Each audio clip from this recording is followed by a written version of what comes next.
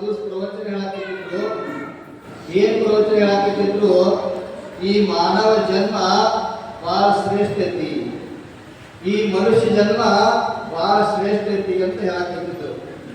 ಅವಾಗ ನೀವು ಮನುಷ್ಯರಲ್ಲ, ಒಂದು ಸೈಡ್ ಒಂದು ಆಕಳು ಕೂತಿತ್ತು.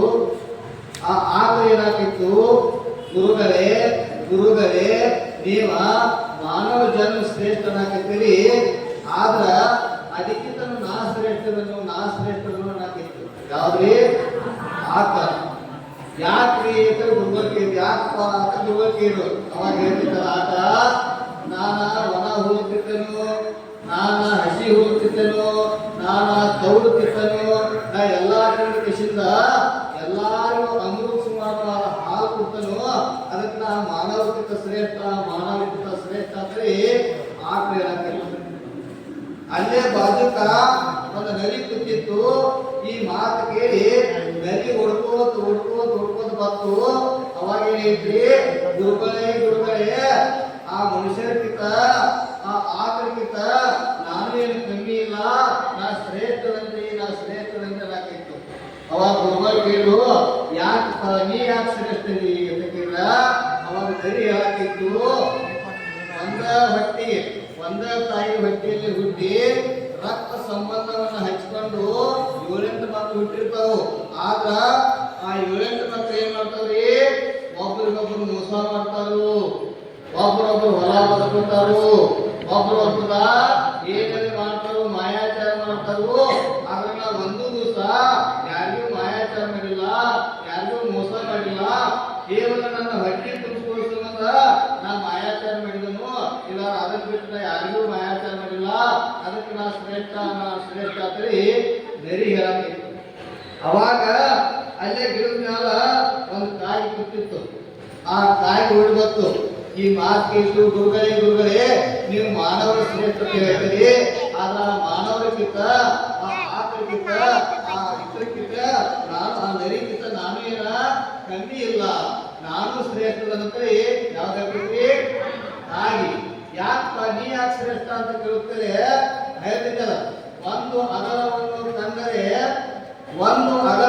ಕಂಡರೆ ನನ್ನೆಲ್ಲ ಬಲಗವನ್ನು ಕರೆದುಕೊಂಡು ಕಾ ಕಾ ಕಾ ಅಂತ ಒದರಿ ನಾ ಎಲ್ಲರ ಜೊತೆಗೆ ಹಂಚಿಕೊಂಡು ತಿನ್ನುತ್ತೇನೆ, ನಾ ಎಲ್ಲರ ಜೊತೆಗೆ ಕುಳಿತುಕೊಂಡು ತಿನ್ನುತ್ತೇನೆ. ಆದ್ರೆ ಆ ಮಾನವ ಮಾತ್ರ ಏನ್ ಮಾಡ್ತಾನೆ? ತನ್ನ ತನ್ನಗ ಸ್ವಾರ್ಥ ಸಂಬಂಧ ಮುಚ್ಚಿ ತಿನ್ನುತ್ತಾನೆ. ಅದಕ್ಕಾಗಿ ಅದಕ್ಕಿಂತ ನಾ ಶ್ರೇಷ್ಠ ಅಂತ ಯಾವ್ದಾಗ್ತದ್ರಿ? ಆ ನಾಯಿ ಹೇಳ್ತೈತಿ. ಅಲ್ಲೇ ಬಾಜುಕ ಒಂದು ನಾಯಿ ತಿಂತೈತ್ರಿ. ಆ ನಾಯಿ ಏನ್ ಮಾಡ್ತೈತ್ರಿ? ಗುರುಗಳೇ, ಆ ಮನುಷ್ಯನಿಗಿಂತ, ಆ ಆಕಳಿಗಿಂತ, ಆ ನರಿಗಿಂತ, ಆ ಕಾಯಿಗಿಂತ ನಾನು ಏನು ಕಮ್ಮಿ ಇಲ್ರಿ ಅಂತ ಹೇಳ್ತೈತಿ. ಯಾಕ್ರಿ ಅಂತ ಗುರುಗಳು ಕೇಳ್ತಾರೋ? ಯಾಕಪ್ಪ ಅಂತ ಗುರುಗಳು ಕೇಳಿದಾಗ ಆ ನಾಯಿ ಹೇಳ್ತೈತಿ, ನಾನು ಯಾರು ತಗೊಂಡು ಹೋಗಿರ್ತಾರೋ ಅವ್ರು ತಗೊಂಡು ಹೋಗಿ ಕೇವಲ ಒಂದು ಹೊಟ್ಟೆ ಹಾಕಿರ್ತಾರೋ, ಆ ಒಂದು ಹೊಟ್ಟೆ ತಿಂದ ಕೃಷಿಯಿಂದ ಅವ್ರ ಜೀವನ ಪರ್ಯಂತ ಅವ್ರ ಮನೆಯನ್ನು ಕಾಯುತ್ತೇನೆ. ಅವ್ರ ಜೀವನ ಪರ್ಯಂತ ನಾನು ಜೀವನ ಎಲ್ಲಿ ತನಕ ಇರ್ಬೇಕಾ ಅಲ್ಲಿ ತನಕ ತ್ಯಾಗ ಮಾಡುತ್ತೇನೆ. ಅದಕ್ಕಾಗಿ ಎಲ್ಲಕ್ಕಿಂತ ಶ್ರೇಷ್ಠತೆ ಯಾವ್ದಾಗ್ತೈತಿ? ನಾಯಿ ಹೇಳ್ತೈತಿ. ಅವಾಗ ಗುರುಗಳು ಹೇಳ್ತಾರೆ, ಎಲ್ಲಾರು ವಿಚಾರ ಮಾಡು, ನೋಡಪ್ಪ ನೀವು ಹೇಳೋದೆಲ್ಲ ಕರೆ ಐತೆ, 100 ಕರೆ ಐತೆ, ಎಲ್ಲಾನು ಸತ್ಯ ಐತೆ. ಆದ್ರ ಈ ಮನುಷ್ಯ ಜನ್ಮದಾಗ ನಿಮ್ಗ ಕೇವಲ ಜ್ಞಾನ ಆಗೋದಿಲ್ಲ. ಈ ಮನುಷ್ಯ ಜನ್ಮದಾಗ ನಿಮ್ಗ ಏನೈತಿ? ಪುಣ್ಯ ಪ್ರಾಪ್ತಿ ಆಗೋದಿಲ್ಲ. ಮನುಷ್ಯ ಜನ್ಮ ಅಲ್ಲ, ಈ ಪಕ್ಷಿ ಒಳಗ ಪ್ರಾಣಿಗಳೊಳಗ ಏನೈತಂದ್ರೆ ನಿಮ್ಗ ಪುಣ್ಯ ಪ್ರಾಪ್ತಿ ಆಗೋದಿಲ್ಲ, ಮುನಿ ಆಗುವಂತ ಭಾಗ್ಯ ಇಲ್ಲ, ಭಗವಾನ್ ಆಗುವಂತ ಭಾಗ್ಯ ಇಲ್ಲ. ನೀವು ಮುನಿ ಆಗ್ಬೇಕಾಗಿತ್ತು, ಭಗವಾನ್ ಆಗ್ಬೇಕಾಗಿತ್ತು ಅಂದ್ರೆ ಮತ್ತೆ ಮನುಷ್ಯ ಜನ್ಮ ಹೋಗ್ಬಿಟ್ಟಬೇಕಾಗ್ತದೆ. ಅದಕ್ಕಾಗಿ ನೀವೆಲ್ಲಾ ಸತ್ಯ ಮಾತಾಡ್ತಿರ್ತೀರಿ, ನಿಮ್ಗ ಆ ಪುಣ್ಯ ಪ್ರಾಪ್ತಿ ಇಲ್ಲ. ಹಂಗ ನಾವು ನೀವೆಲ್ಲರೂ ಏನಾಗಿದ್ದೀವಿ ಅಂದ್ರ ಈ ಮನುಷ್ಯ ಜನ್ಮದಾಗ ಬಂದ ಈ ಮಾನವ ಜನ್ಮದಾಗ ಬಂದ ನಾವು ಏನ್ ಮಾಡಾಕತ್ತೀವಿ ಅಂದ್ರ ನಮ್ಮ ಮಕ್ಕಳು ಎಲ್ಲರೂ ಏನ್ ಮಾಡ್ತಾರಂದ್ರ ಈ ಭಾರತ ದೇಶದಾಗ ಸಮುದ್ರದ ನೀರಿನಾಗ ಬಿದ್ದು ಸತ್ತವರು ಬಹಳ ಕಡಿಮೆ. ಏನ್ರಿ? ಸಮುದ್ರ ನೀರಿನಲ್ಲಿ ಬಿದ್ದು ಸತ್ತವರು ಬಹಳ ಕಡಿಮೆ. ಆಗ ದಾರೂದ್ ಬಾಟ್ಲೆದಾಗ ಬಿದ್ದು ಸತ್ತವರ ಬಹಳ ಮಂದಿ ಅಂತ ಹೇಳ್ತಾರೆ. ದಾರು ಬಾಟ್ಲೆದಾಗ ಬಿದ್ದು ಸತ್ತವರ ಬಹಳ ಮಂದಿ ಅದಾರು. ಅದಕ್ಕೆ ನಾವು ವಿಚಾರ ವಿಚಾರ ಮಾಡಬೇಕು. ಆ ಪ್ರಾಣಿಗಳು ಸಹಿತ ಯಾವಾಗೂ ದಾರು ಕುಡಿಯುವುದಿಲ್ಲ, ಆ ಪಕ್ಷಿಗಳ ಯಾವಾಗೂ ದಾರು ಕುಡಿಯುವುದಿಲ್ಲ, ಆ ಪ್ರಾಣಿಗಳು ಯಾವಾಗೂ ತಂಬಾಕು ತಿನ್ನುವುದಿಲ್ಲ, ಯಾವಾಗೂ ಸ್ಟಾರ್ ತಿನ್ನುವುದಿಲ್ಲ. ಅವೇನ್ ಮಾಡ್ತಾವ್ರಿ? ಹಾಕುತ್ತಾವು, ನೀರು ಕುಡಿತಾವು, ಮೇವು ತಿಂತಾವು. ಆದ್ರೆ ಈ ಮನುಷ್ಯ ಪ್ರಾಣಿ ಎಲ್ಲಕ್ಕಿಂತ ಶ್ರೇಷ್ಠ ಅನ್ಕೊಂಡು ಸಿದ್ಧ ಹೊಲಸು ಸ್ಟಾರ್ ತಿಂತೈತಿ, ತಂಬಾಕು ತಿಂತೈತಿ, ಗುಟ್ಕಾ ತಿಂತೈತಿ, ದಾರು ಕುಡಿತೈತಿ.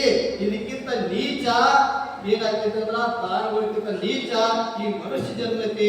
ಅದಕ್ಕಾಗಿ ಚಾತುರ್ಮಾಸದಾಗ ನೀವು ಏನ್ ಮಾಡ್ಬೇಕಂದ್ರ ಗುರುಗಳು ಕರ್ಕೊಂಡ್ ಬಂದಿರಿ, ಜ್ಞಾನಿಗಳು ಕರ್ಕೊಂಡ್ ಬಂದಿರಿ, ಚಾತುರ್ಮಾಸ ನಡೆದಿರಿ. ಈ ಚಾತುರ್ಮಾಸದಾಗ ನೀವೆಲ್ಲ ನಿಮ್ಮ ಮನುಷ್ಯನವ್ರು ವಿಚಾರ ಮಾಡಬೇಕು. ನಾನು ಯಾರು? ನಾನು ಜೈನ ಆದ ನಂತರ ನಾನು ಹೆಂಗಿರಬೇಕು? ಇವೆಲ್ಲ ವಿಚಾರಗಳನ್ನು ಕಲಿತುಕೊಂಡು ವ್ಯಸನಗಳಿಂದ ಬಿಡುಗಡೆ ಆಗದಿದ್ದರೆ ನಾವು ಆ ಕೋಳಿ ಮತ್ತು ನಾಯಿ ಮತ್ತು ನರಿಗಿಂತ ನೀಚರಾಗಿ ಬದುಕಬೇಕಾಗುತ್ತದೆ. ಅದಕ್ಕಾಗಿ ಇಷ್ಟ ಹೇಳುವುದೇನೆಂತಪ್ಪ, ಈ ಸಂದರ್ಭದಾಗ ಮಾನವರಾಗಿ ಬದುಕಬೇಕು, ಮನುಷ್ಯರಾಗಿ ಬದುಕಬೇಕಂತ ಹೇಳುತ್ತಾ ನನ್ನ ಮಾತಿಗೆ ವಿರಾಮ. ಜಯಗಳು ಆದಿನಾಥ ಭಗವಾನ್ ಕಿ ಜಯ, ತಿಳಿಸು ಭಗವಾನ್ ಕಿ ಜಯ. ವರಾಜ ಸಿದ್ಧಶ್ರೀ ಮಹಾರಾಜರು ತಮ್ಮೆಲ್ಲರಿಗೆ ಅಮೃತ ಹೇಳುತ್ತಾರೆ.